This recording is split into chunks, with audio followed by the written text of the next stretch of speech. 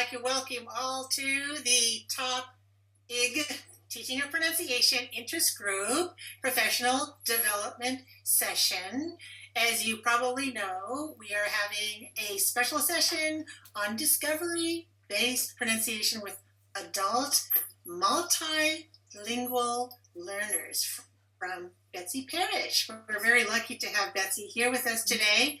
I'm Marcia Chan. I'm one of the coordinators, and I'm here with my assistant coordinator, Donna. Donna Brinton, you want to say hello? Welcome, everybody. Welcome to everybody. We're so excited about this session. We're absolutely thrilled to have Betsy Parrish presenting on the topic, as Marcia's already mentioned, of discovery-based pronunciation teaching to adult multilingual learners. Betsy teaches in the MA TESOL and TEFL certificate programs at Hamline University in St. Paul, Minnesota. And she's done international work in Bangladesh, Costa Rica, France, India, Russia, and Vietnam. She's also the author of Teaching Adult English Language Learners, published by Cambridge University Press. So I first met Betsy in 2017 on the occasion of the 9th annual PSLLT conference in Salt Lake City, where I attended a talk she and colleagues gave. Following up on that talk, my co-editors John Levis, Anna Wu, and I invited Betsy and colleagues to contribute to the 2018 TESOL Journal special issue on pronunciation teaching. For those of you who are not familiar with that publication, it has lots of really interesting articles about teaching pronunciation, including one by our top coordinator, Marcia, and one by myself. More recently, my co-editor, Ann Snow, and I invited Betsy to contribute a chapter on teaching adult English language learners to the 5th edition of Teaching English as a Second or Foreign Language, recently published by National Geographic Learning. And at the recent International TESOL Convention in Salt Lake City, I was privileged to attend Betsy's session where she presented a version of the session that she's going to be presenting to us today. As you can see, Betsy's a highly accomplished member of our profession with expertise in both the teaching of adult learners and the teaching of pronunciation. And in today's talk, she weaves these two fields of expertise together in a stimulating talk that I know you're going to enjoy. I give you Betsy. Well, thank you so much, Donna, for that warm welcome. Thank you to both you, Marcia, and Patrick, for inviting me here today. And I feel so lucky to have been part of that wonderful special topics edition of the TESOL Journal, and also to be a part of the group Teaching English as a Second or Foreign Language. So I'm really excited to be here today. And so Mark, you've already talked a little bit about what I do currently here at Hamline. And one thing I wanted to share is that when I started my career back in 1985, I was teaching speaking and pronunciation and working in the very early days of the International Teaching Assistant, the ITA program at the University of Minnesota in the 80s. And that's when I first got really interested in teaching pronunciation. And I don't know if you agree, but I find that not all, but most of the materials and research on teaching pronunciation focus more on working with adults who are in higher ed settings, or maybe intensive English programs, workplace programs, or professional settings. And in this work I've done all these years in adult education, adult basic education, adult ed in community-based programs, I spend a lot of time in classrooms, and I'm just not seeing as much attention to teaching pronunciation in ways that are sort of meaning-based and contextualized. So that's what really brings us here today, or brings me here today. We're going to do a little bit, just very briefly, a little background and research that supports what we're going to think about today. And then we're going to talk about the importance of intelligibility, discovery-based activities. What does that mean, and what does that look like when working with adult multilingual learners? And then hopefully leave some time for Q&A at the end. All right, but to start off with, if you want to get near, find the chat, and I'd like you to type yes in the chat. Oops, I was going to say raise hands, and I forgot to delete hand. Excuse me, sorry about that. Type yes in the chat if learners in your classes have high stakes interactions in English. Just type yes if that's true for your learners. Yeah, I'm getting a lot of that. And by high stakes, I mean it's being intelligible, being able to communicate with others is really important. How many of them face breakdowns in communication at times? Okay. How many of them come with a variety of pronunciation needs? Raise your hand if students in your classes come with a variety of pronunciation needs, right? And finally, say yes if they have expressed a desire to work on pronunciation. Lots of yeses came in really quickly there. That says something, right? Right, absolutely. Learners want to be understood. They want to acquire that intelligible pronunciation. Some of the things that I've noticed that bring me here today are that there's sometimes a gap in teacher knowledge on how best to teach pronunciation, especially in our world of adult education. For those of you who earned an MA in TESOL or an MA in Applied Linguistics and worked in higher ed or in an intensive English program, like many of us have, we had courses in applied phonetics and phonology. We had formal training around some of the theory and then practice of teaching pronunciation. But in the world of adult ed, where many times we have shorter certificates, that might not have been a part of our training. And Baker did a study in that regard and looked at, some of those gaps. We know from Crandall et al., they did a great look at what our programs offering nationally for adult education. And I think that it's still true that by and large, for adult education, getting a certification for teaching adult multilingual learners, we don't actually have that as part of our training. We also know that the communicative demands of today's world are really, really high. And part of that is being able to communicate effectively using our oral language. And to be understood, we need to be gaining that intelligible pronunciation. In other words, pronunciation where there are not continuous breakdowns in communication. It's communication for meaning. I'm not talking about, accent-free or accent reduction speech, not at all, but having pronunciation that allows us to get our messages across. Another benefit is we did a study circle in the Twin Cities here in Minnesota with teachers on teaching pronunciation and integrating pronunciation instruction in adult ed. And the article that Donna noted was one that Andrea Eckelberger, Suzanne McCurdy, and I wrote up. We did a study of our study circle. We looked at the impact and the benefits of this very targeted professional development for teachers. So we know not only is there benefit to preparing teachers to do this, we saw wonderful outcomes in their classrooms as well. And then I've always been a long proponent of really inductive, contextualized pronunciation instruction. And I was excited by a recent publication by Martin and Sippel that really affirmed that idea. And that particularly if we're going to focus on kind of specific kind of rule-based patterns, as we'll see today. And then lastly, my focus today will be on teaching suprasegmental features, things like word stress, sentence stress, rhythm. And why? Because that's something that every learner in the class is probably going to benefit from greatly, as opposed to looking at individual segmentals. The sound contrasts might be more unique to a particular language group. So if you're teaching here with multilingual learners in Minnesota, we have over 160 home languages, and our classes are extremely diverse. So in one class at our big adult ed center down the road from here, there might be 18 different language groups represented in an adult ESL class. Now, that might be different in some of your settings where you have a more homogeneous group linguistically, and then indeed you might work more on some of those targeted segmental features. But let's see why it's important to work on some of these, the suprasegmental features more broadly. Okay. So why is it so important to have intelligible pronunciation? Well, those high stakes workplace interactions like following instructions, giving instructions, customer interactions, team meetings, that sort of thing. The power and agency that clarity can bring to students, that they may be taken more seriously, they might feel more confident. We're also going to see some activities that help learners to advocate for themselves in different situations in their lives by working on things like contrastive stress. We're going to look at interactions with unfamiliar listeners. When you're doing one-time phone calls in your workplace and people aren't accustomed to your language, that's where intelligible pronunciation is really, really critical.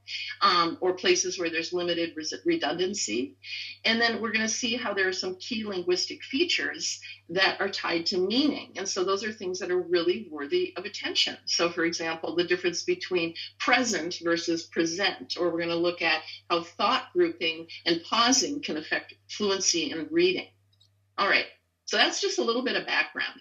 So my first couple of examples are thinking about how we can just be integrating pronunciation instruction as something we do for every lesson in some form or another, and letting the content of the lesson kind of dictate what it is we might teach. Another approach might be to say, I'm going to teach a pronunciation class, or we're going to look at different pronunciation features and work our way through those. That's fine. You can do that. But for those of us working in adult education, where most of our curricula are integrated skills, we don't have time to have a sort of a dedicated course that's on a particular skill area. We want to see how can we just be doing this as part of everything, like what we do day in and day out with our learners, okay? So for example, let's just see a couple of different examples of how I integrate work on stress patterns on words in our regular curriculum. So imagine that you're doing a health unit, and you've worked on using online tools to make appointments. You've been working on interpreting and electing insurance options, maybe through your job or state programs. And lately you've been working on the idea of activity level and the impact on health. So you've chosen to use this chart from the U.S. Census Bureau looking at the average time spent on leisure activities for adults in the U.S. So this is our kind of our theme, our topic, and this is some of the material that we're going to be using. So in this lesson, we're going to work on interpreting graphs. We're going to look at this leisure vocabulary, comparative forms, interviewing classmates about their personal leisure activities, and then creating and presenting findings in a graph to others. So as you can see, it's a rich integrated skills lesson. But what struck me was this graph that we're looking at has a lot of vocabulary and a lot of multisyllabic words, and they're words that learners are going to have to use throughout the lesson. So maybe they merit some attention. So here's your job. Get your chat ready if you could, okay? And I want to have it visible so I see your answers right away. Okay. So I'll say one of the words from our chart that we're working with in class. Which stress pattern do you hear? So I'll do, just for example, computer. What pattern would that be? Pattern 1, 2, 3, 4, or 5? Right? Good. So number 1. So what you're looking for, you're listening for the number of syllables. So we have a circle for each syllable. And then our bigger bubble is the louder and longer stressed syllable in the word. Okay, are you ready? So, socializing. Which pattern do you hear? 1, 2, 3, 4, or 5? Bum, bum, bum, bum. Bum, bum, bum, bum. Okay, good. Great, number 3, thank you. How about recreation? Mm-hmm. Good. Number 4. Nice. Good. All right. How about relaxing? Mm-hmm. Great. How about participating? Awesome. You guys are pros. Okay. Now I can imagine if you have done, raise your hand. Have you done using the bubbles, listening for patterns with learners in your contexts? Yeah. Ellen, others. Let's see. I'm gonna. Yep. Good. Great. Some have not yet. Okay. It's really, really important to integrate this practice that learners can actually first notice and hear the pattern, and then we can go on to having them practice saying the words as we look at them together. So here we have the list, we have the patterns, because if you're not, we do know, and there's lots of research we could cite, both Marcia and Donna would be able to chime in here. Looking at, for example, if I mispronounce this one word, comedy. What do you think I'm trying to say? Or what do you hear? Let me ask you that. What do you hear? It sounds like comedy, but what if I'm really, exactly, Marsha, I'm trying to say committee, but if I misplace my stress, it's a completely different word. So stress on the correct syllable really has a high impact on intelligibility. So it's something that's worth integrating at all the time, just systematically integrating. Okay? All right. A couple of other things we might address in this particular unit would be emphatic stress. Like, people spend far more time watching television than socializing with others. So as we use the chart or having the students talk about the chart, we can work on that feature. Or contrastive stress, when they do the interviews with partners. Do you spend more time watching TV or socializing with others? So that's again, do an analysis of the material that you're using and decide what's really worthy of attention. And maybe, noticing where your learner's struggling, and then focus on those elements as well. Okay? But notice that when I used the term earlier, discovery-based, it's the idea of, I'm not just going to state a bunch of rules. I'm not just going to tell them the patterns. I'm going to get them to see what they notice and discover on their own. All right? So here's another example, and I love to have the opportunity to share one of the few sets of materials that is still available at links through the OCTAE Department of Ed projects that many of us have worked on throughout the years. I worked on the Teaching the Skills That Matter in Adult Education program for OCTAE, and those materials are still housed there with different themes, and one of the themes was civics education, and I worked on those materials. So I will be sharing the slides, Marsha, for you to share with the group, and you'll have this QR code in there just for your reference. But again, rich integrated units that bring in a lot of rich content. For example, in this unit, we work on the impact of community engagement on our lives. So what's the benefit of volunteerism, voting, political activity? The learners start by sharing ideas of things that they do. For example, help my kids at school, or write letters for Vote Forward. Those are things that I've done. Or, giving examples of your own, and then finding out from the group, what about you? That's part of this unit. If you go to the unit, you'll have all the materials. You'll have links to the video that we use for that particular lesson. And one of the tasks is to do a 1-question survey. So the learners have learned about these different ways you might get involved in your community. How likely are you to volunteer at your child's school? Or how likely are you to give to charitable causes? And here you could do some emphatic stress. I'm very likely. Oh no, I'm not at all likely. Or you could do what we just did with the words from the unit. So here again, learners would listen. I have in person, they could raise their hands 1 to 5, or if we're in the chat room like we are today, then we would use the chat function to provide a number. So I'm not going to have us do this again. You just did this with the other unit. But I just wanted to share that I just do this systematically, and it's really easy to do. So, here are our outcomes here. Now, all the materials for the civics education examples are at that link, and there are other wonderful materials from other themes, like there's a digital learning that Jen Vanek worked on. I'm trying to remember all the themes, but I don't think California was a Teaching the Skills That Matter state, but there are many people from California that were involved in the initiative.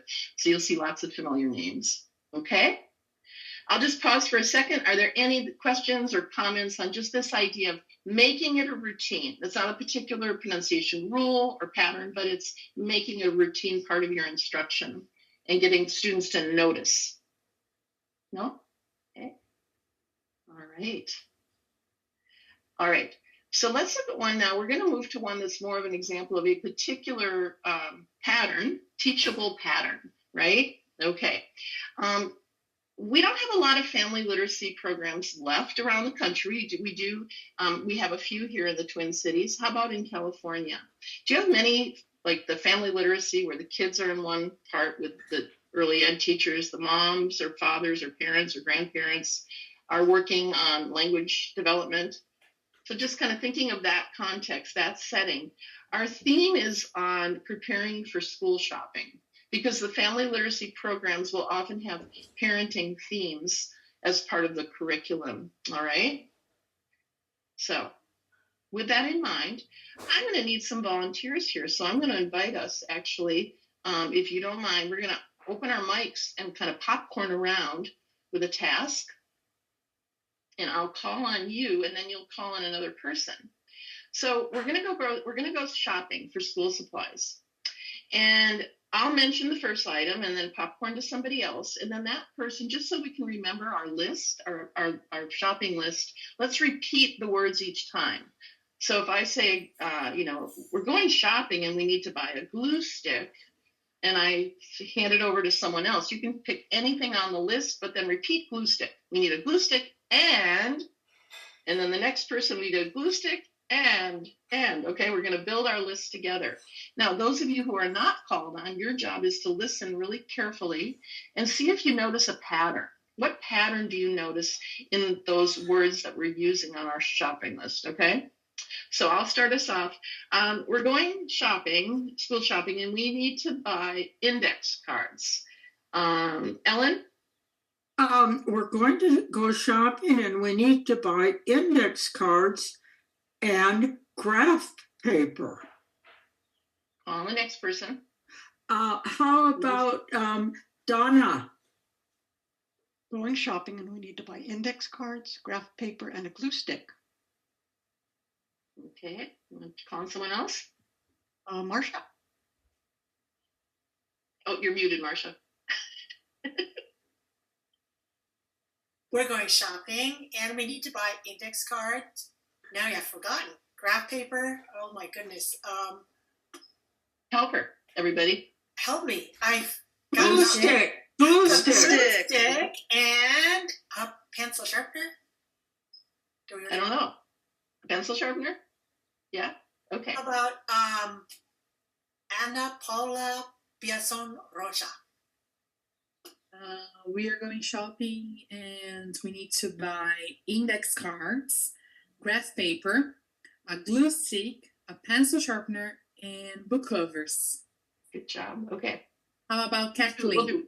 We'll do one more. Yeah, Kathleen? We're going shopping and we need to buy index cards, graph paper, a glue stick, a pencil sharpener.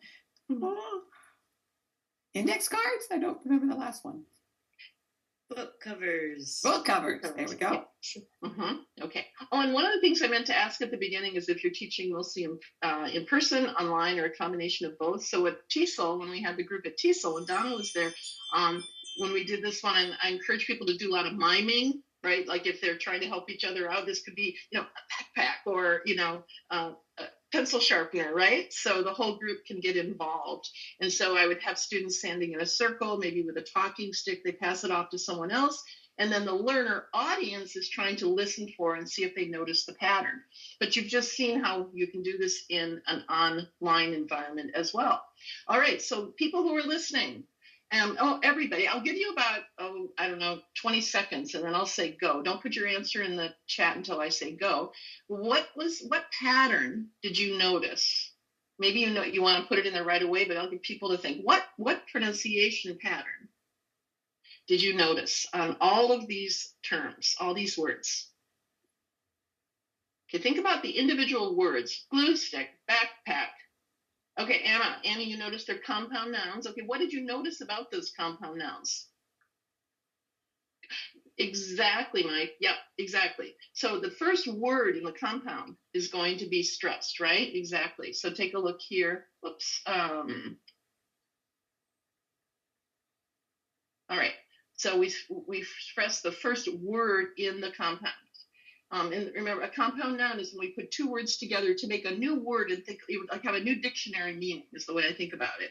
So also I would say when you're working with students, lead them to the idea that the first word, because in this case it happens to be the first syllable, but you could have a compound noun where the first word is not stressed on the first syllable.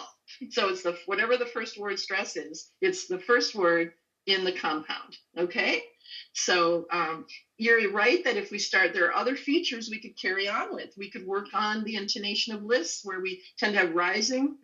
We go glue stick, backpack, notebooks, pencil case, pencil sharpener when we're done with the list. So we have a pause, rising intonation within the list. As you noted here, absolutely. Right. Good. All right. Any other features that you want to add to that? Anything else you noticed that would be worth highlighting with learners with regard to pronunciation? We've already got some things added here.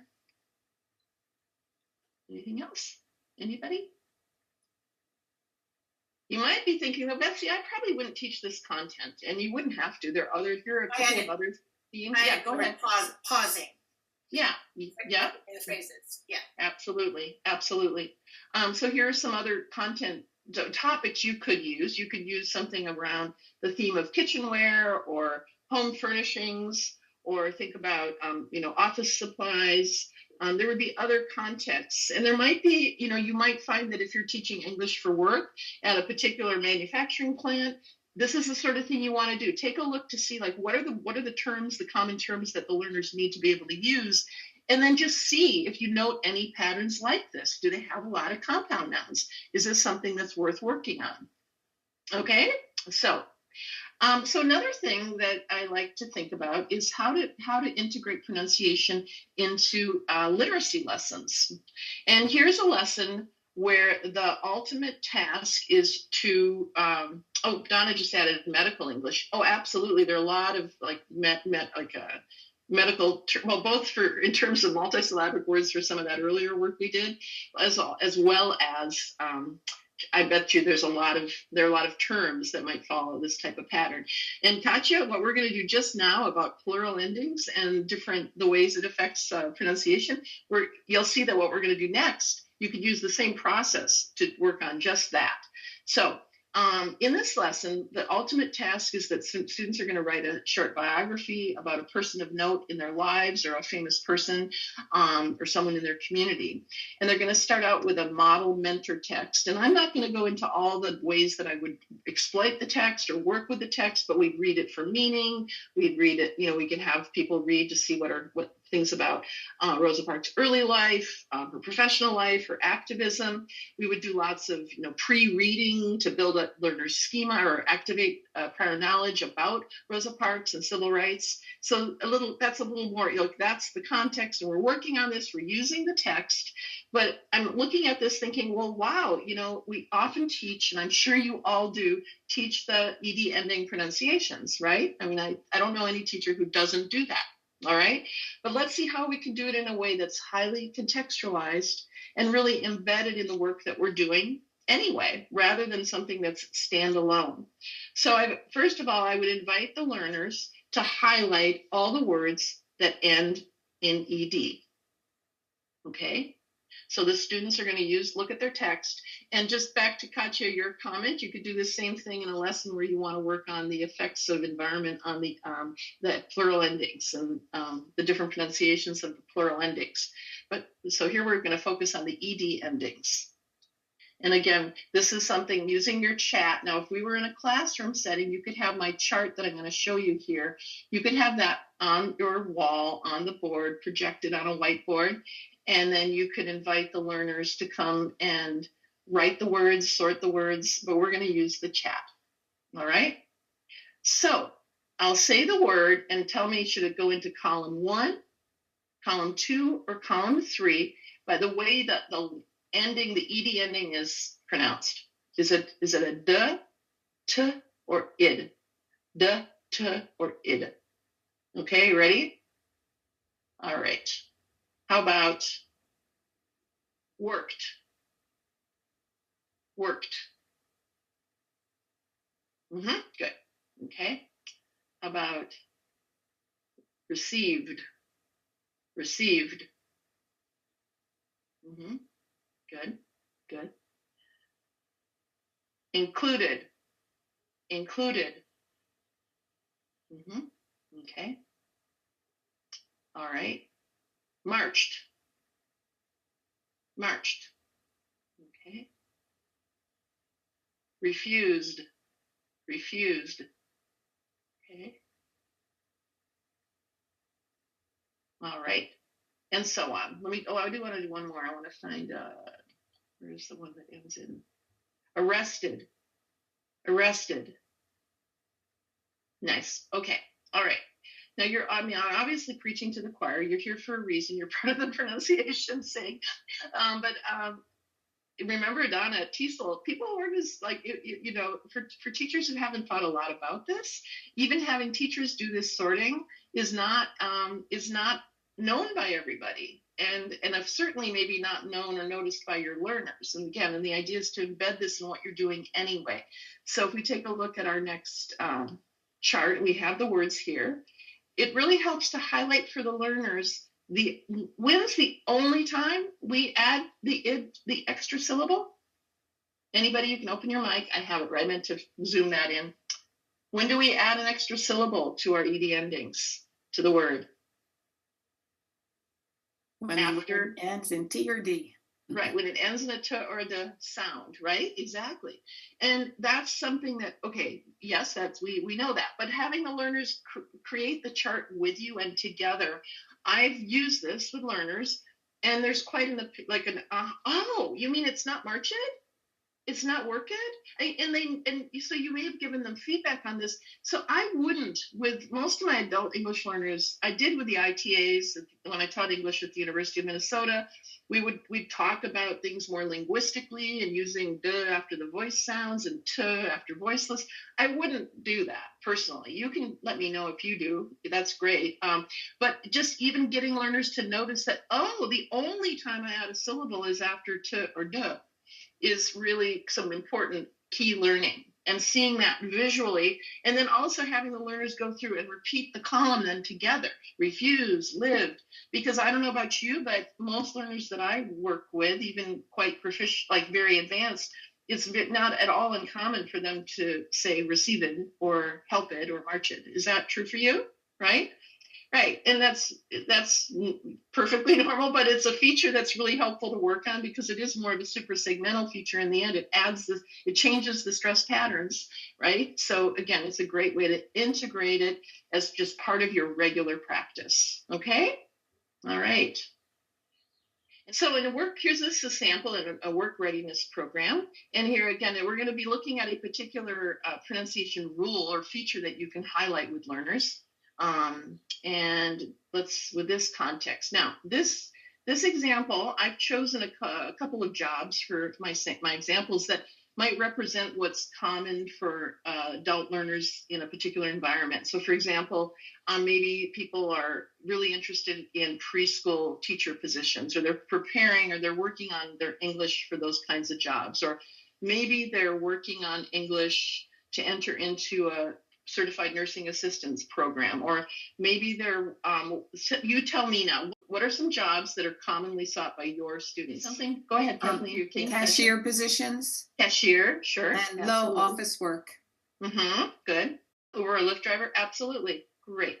Okay, so the task then is to think about the importance of these skills for the particular job. So ranking those. So this could be a group activity, learners working together. They have to negotiate, come to some agreement. Maybe you give the task of, well, see if you can agree on the top 2 or the top 3, not necessarily ranking the whole list.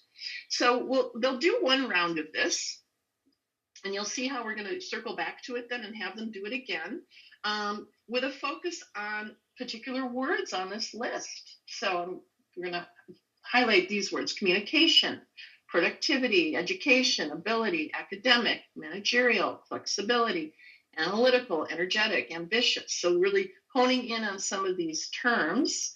Let's see if we can sort those words according to their stress patterns, okay?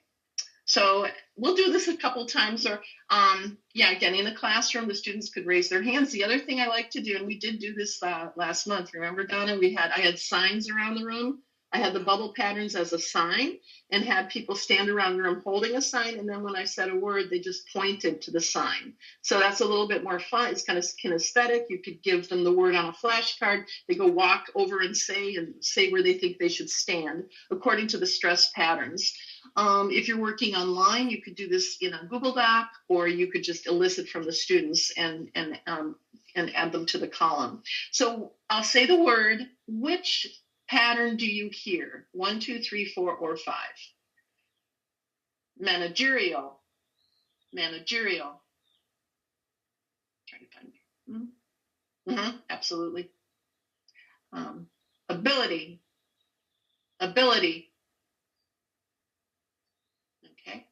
All right. Energetic. Okay. Good. All right, and so on. Okay, so we get the students to sort the words, but here's where the work really comes. Here's the real discovery-based piece for this particular set of words. See if we can analyze those words a little bit. I'm going to give you a second. The first one, all of these words end with a suffix. So what suffixes can you identify? What suffixes do you notice here? We can maybe note in the chat. So I have the list on my next slide, but let's just see what you know. Ik, the ION, Keep coming. What else do you notice? Yeah, itty would be the suffix. Ickle, good. Okay, good, very nice. Us, right, very nice. Now, what do you notice about the word stress? And please don't put your answer right away. I know many of you, I know you know this probably already, but just think for a moment and give people a chance. Don't put it in until I say go, please. So what do you notice about the word stress for these words? And like if you had to write a rule, what would it be? What would be something you could say that's true for all of these words? So just take a minute to notice, think about that, and then compose your message in the chat, but don't post until I say go, please. Oh. Go.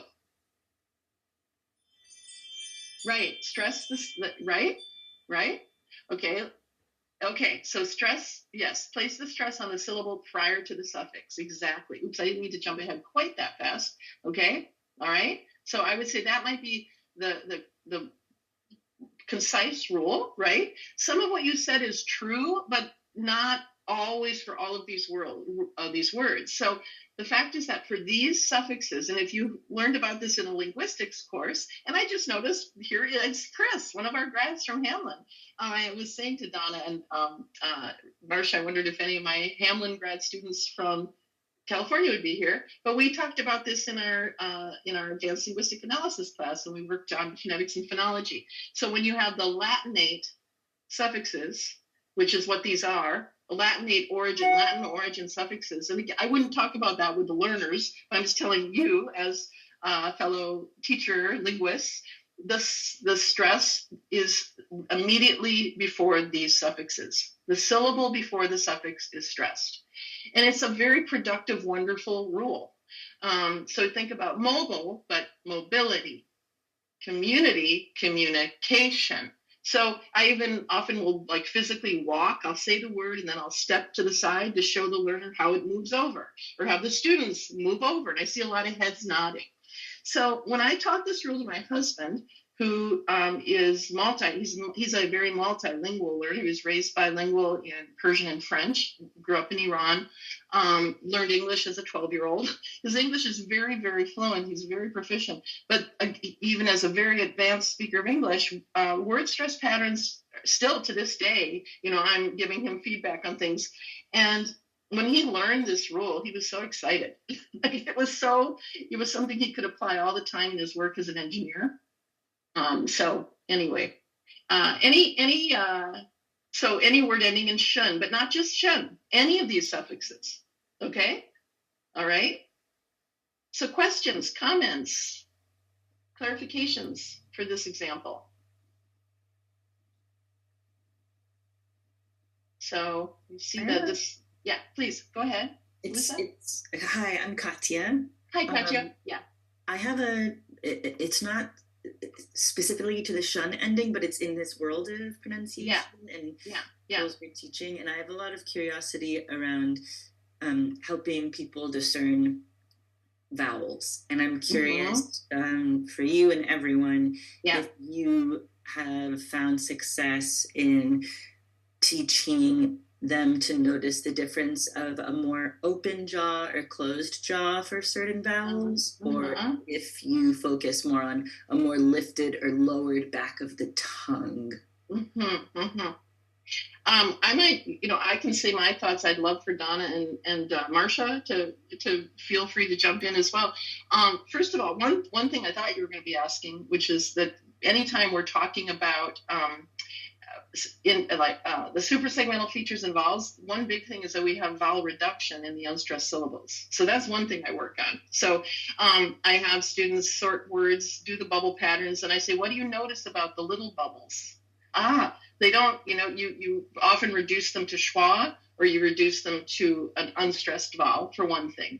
But I agree with Donna that I think both are important. And I also think being careful not to use a lot of our linguistic terms necessarily with learners, but looking at using the mirrors, looking at what happens to your mouth, the shape of your mouth, how open your mouth, your jaw, as Donna's doing. Yeah. But I'd welcome other thoughts. Any other comments or suggestions, anybody?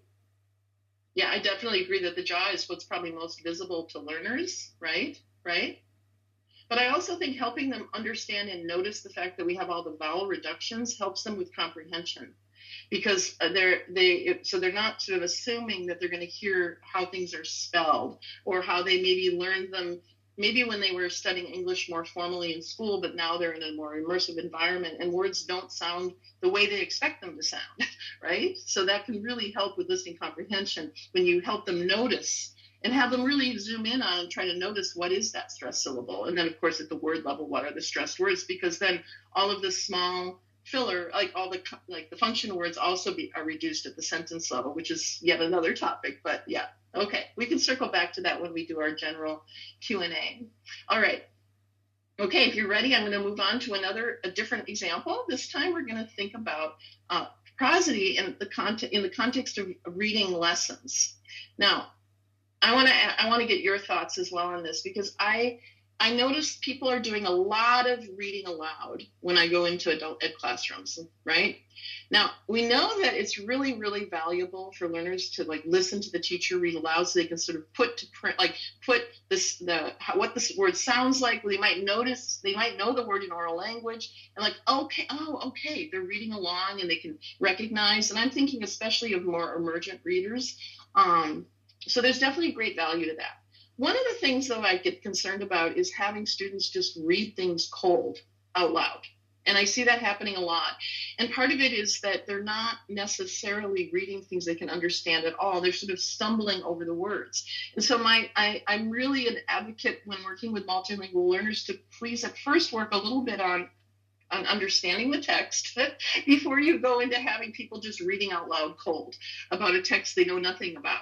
And so kind of thinking about good reading instruction, reading strategies, having them do pre-reading, make some predictions, look at the picture, do all those good things, work with the text a little bit, have the teacher read it as they read along, maybe do some choral or some, I read a sentence, you read a sentence, but really by and large, make sure you're also looking at meaning. And then one feature that really helps learners work on meaning is how do we pause? How do we create thought groups within a text? And I'll be honest, I don't know, maybe Donna and Marcia and others have seen this more, but when I'm working in adult ed classrooms, I see very little attention paid to thought grouping, personally. And maybe you have, especially in the context of teaching reading. All right, so think about this text, and we're going to listen and see if you notice, when do I pause, okay? When do I naturally pause as I'm reading this text, okay? Caregivers are people who take care of someone in their family or a close friend. Sometimes they take care of someone who has problems moving, eating, or taking a shower. Okay. All right. So, any things you noticed? Anything about when I paused as I'm reading it out loud? Chunking. And I often explain this to students. I repeat what you hear on an airplane, because they've all been traveling on airplanes, the type of students I teach. And they say, fasten your seatbelt, blah, blah, blah. Mm-hmm. And I say, can you understand that? And I tell them, I can't understand it. Right. And then we talk about why. And that's contextualizing. Absolutely. And so you talked about, and Fong, you also ending at the constituent chunks, like pausing and ending. So yeah. Exactly. Yeah, exactly. And I tell my students that, look, you've all learned a lot of grammar. Mm-hmm. The past test, here's where you can use your grammar. Absolutely. Exactly. So we have those short pauses, right? We usually have one main idea per group of words together. we usually within that group of words will have one stressed element, which is often the most important element, right? Okay. And then, and then help learners to, it helps the listener, to process meaning much more easily when we do that. So if we go back, if we look at our example sentence here, see if you play it one more time and see if you notice. Caregivers are people who take care of someone in their family or a close friend. Sometimes they take care of someone who has problems moving, eating, or taking a shower. Okay. All right. So we have a complete idea. Caregivers are people, and it's also a definition. What are caregivers? They're people. And then we have our, grammatically, and if your students do have the terms to talk about it, we have our relative clause, but it's just something that adds essential information that's chunked together. And then in their family, or, that's that actual prepositional phrase is chunked together. So again, that knowledge of grammar can come in really handy. Now, I don't know about your students. I have a lot of students in the Twin Cities who come with very interrupted prior formal schooling as refugees. We have the highest number of refugees per capita in the country here in Minnesota. And so I don't make assumptions about knowledge about the grammar terminology necessarily, but the concept's there. Right? Kind of thinking about these word groups, these chunks. So you can work on this at any level, just using maybe different terminology to talk about it with the students. Okay? All right. So from the chat, it looks like this is something that many of you have thought about, talked about, considered with your learners. That's great. Just a sample of the things that you could do with the text. So have them listen and mark pauses. Listen and mark the word that's longer and louder in a thought group. Listen and mark intonation contours on those thought groups as they're listening to the text. And note any connections between pausing and punctuation. And then again, practice that with a partner. Give them a clean version of the text, have a partner read, and have them mark up the text for what they hear their partner doing as a way to give some immediate peer feedback. So there's lots that you could do with any curriculum you're using and any text you're working from. All right? So this last one, another feature we're going to think about is when you're working on emphasis, and specifically as a tool for advocacy. And we're going to see that we can often use emphasis for correcting, clarifying, or setting some boundaries, which is a core act of agency. We're going to see how this might look when we're making appointments, how we might do this at work, and how we might do this when talking about our children at school. Okay? So take a look at this dialogue and see these two versions of this conversation, and see what you notice, okay? See what you notice about version A versus version B. You're scheduled for Saturday. I think maybe this is wrong. I asked for Friday. You're scheduled for Saturday.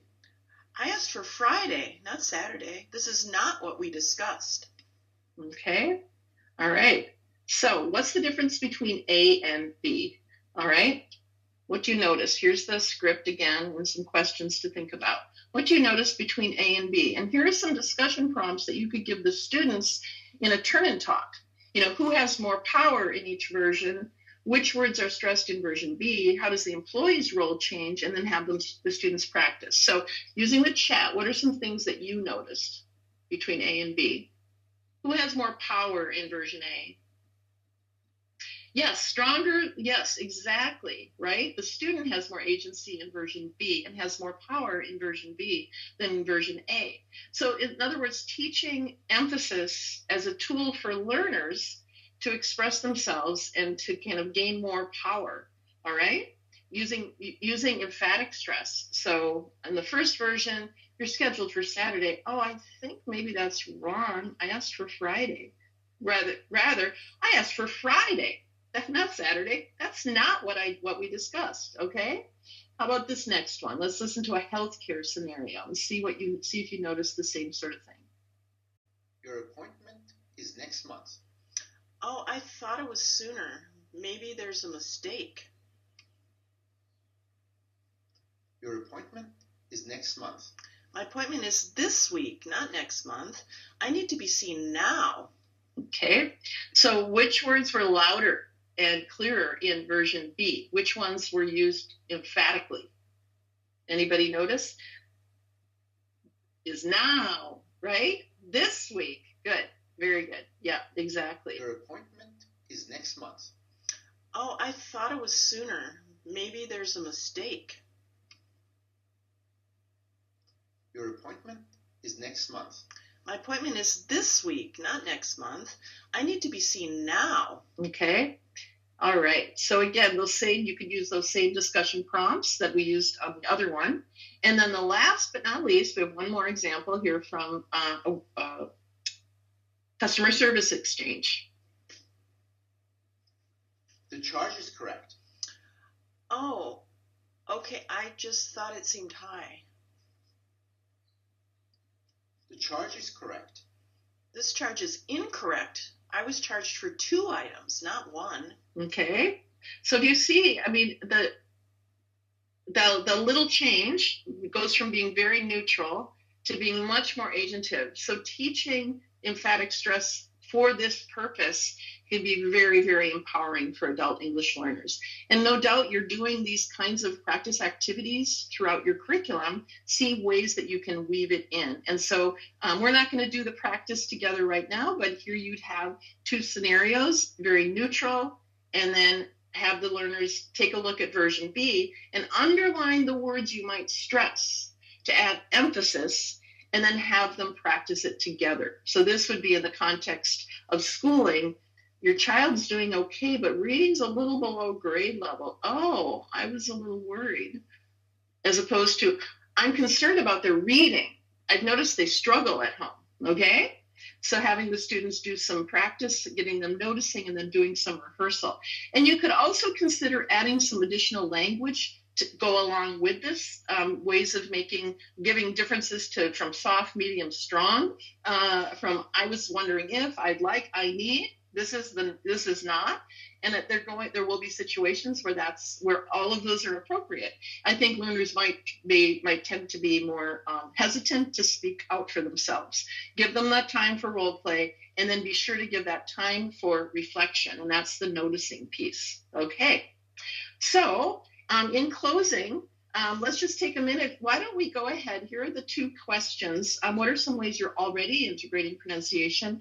And what are you committed to trying that you hadn't thought of before? So if you want to go ahead, feel free to open your mics, and we're not too big of a group. We can have a little conversation here. First of all, things that you've tried that you saw today successfully, or anything that you were inspired that you're really looking forward to trying. Yeah, Ellen. One thing I do is the students, I say there's in-class English and out-of-class English, and I do things like you're going to Trader Joe's and you can't understand what the clerk is saying, the cashier, and I explain why you can't understand. I said, they say that 1,000 times a day. All you have to listen for is bag. Good. Exactly. And that helps them, because it's not just something in class. They realize, look, I've been studying English for a long time, but I can't understand it. And I tell them, look, I can't understand it either. I just know what it is. Exactly. So kind of honing in on those key words. What are the words that are louder and longer at the sentence level? Yes. We didn't do anything today on sentence stress. We worked at word stress, but absolutely. And Tina is sharing, using the bubbles, using clapping, using snapping, using our bodies to go up and down to show. I'm going to share the story I shared at TESOL with the bubbles, where I was working with teachers from India and Bangladesh one summer here in Minnesota. And one of the gentlemen, Debashish, first he was a little skeptical about it, but I went back the year for follow-up workshops. The year after, I went to his middle school in Kolkata, and he had all of the kids in his class had little paper flashcards, tiny little torn-out paper flashcards with different bubble patterns that he taught them. And he had about 60 kids in the class. And so anytime they'd learn new vocabulary, he'd say, "Which pattern, kids?" And they'd hold up their bubble cards. And it was to see that this worked in such a different context was really heartening. And right. And it didn't. So, I mean, and of course, well, one of the things that he had said, well, first, I'm teaching all these things. So, well, there are a lot of words where we use a different stress pattern in Indian English. And I said, absolutely. Yeah. that's fine. I mean, of course you do. And so he realized, oh, it's like, what is our bubble pattern? Like, what is our stress pattern? So that visual effect, but again, the rubber bands, anything physical, I'm sure many of you are using that already. All right. Well, I want to thank you. We're coming to the end of our time together. I don't know if there are any final questions or comments. Oh, thank you, Ellen. So I see some applause. It's very sweet. And I will be sharing the slides, and the references are on the last slide. Just rest assured you'll have those. I won't bore you with putting tiny print on the stage. But yeah, what questions do you all have, or any final thoughts? Sure. Yeah. So today I didn't focus on the on the segmentals and using things like minimal pairs, but in some ways we can sort of think of it as if you have two words and the word stress changes, how it changes meaning. That's kind of although like present and present, it's the nouns and the verbs, 2-syllable words. You can kind of work on some of those same principles of getting students to notice what's the same, what's different. Yeah. Good. Any other questions or comments before we close? Let's see. Thank you very, very much. It's really wonderful to have help with how to address the pronunciation issues, especially with adults who have maybe they don't think of pronunciation as their primary goal, but because they need to communicate in English in their jobs and with their children and with all sorts of people, that when you are teaching adults, it's always important. So the whole idea of embedding pronunciation, a little bit of it in everything that you do in English language learning is so useful in a place where English is the medium of communication. So thanks so very much for that. I'd like to remind everyone that we have some excellent presentations coming up. So June 26th, we are having our OER overview of teaching pronunciation with confidence from Dr. Agata Guskarowska.